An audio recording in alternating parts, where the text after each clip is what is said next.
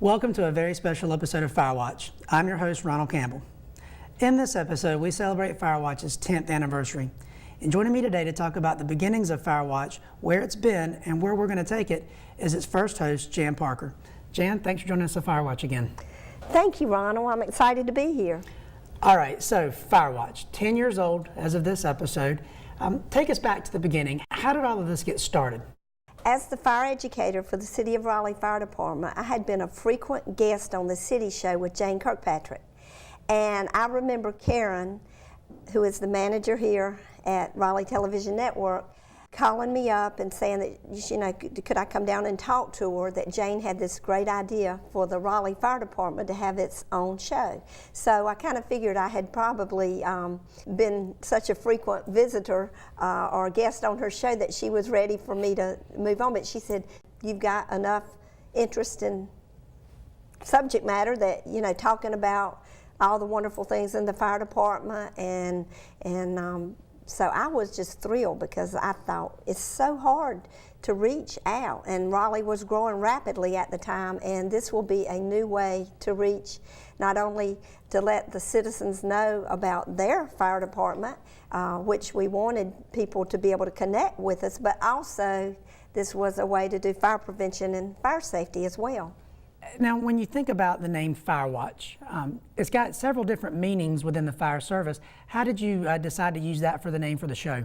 I know from the time we planned to start the show, I had just, a few days to come up with something, and it was getting close, so I sent out an email to all the firefighters saying, telling them about the show and that I was looking for a name.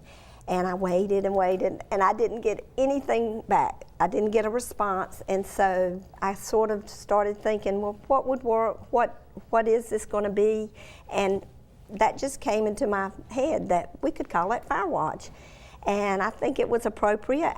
Since then, I have seen like a newsletter from another out-of-state department or something, and it was called Firewatch. But at the time, I didn't know of any type of media that use that, so I hope it's good. It's been around a while. And we're still using it, so, and one thing that I've noticed too with Firewatch being a 30-minute show every month, I don't know of many other fire departments in the country really that get this kind of exposure this regularly as we do through Firewatch. So, I think that that's a pretty unique thing that Jane came up with 10 years ago, was to do something every month for the fire department.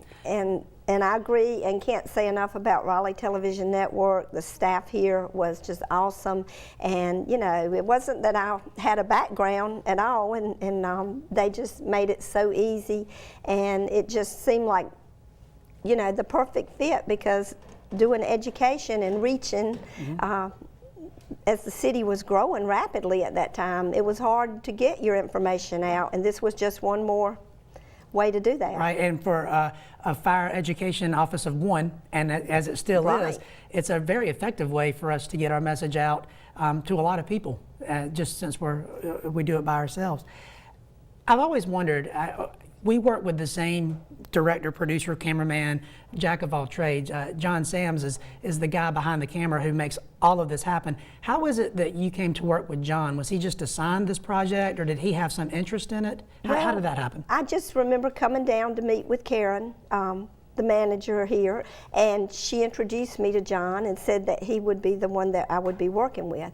And like I said, I've had the privilege of working with some of the other staff too, but John and I started out working together. We would find a date, which was always a challenge, and I'm sure you've experienced that too, because John had so many things that he was responsible for, so I would have to look at my calendar, and we would come together on dates, and then if we had a certain guest or location we wanted to be working with, we had to fit that in. So it was always a challenge.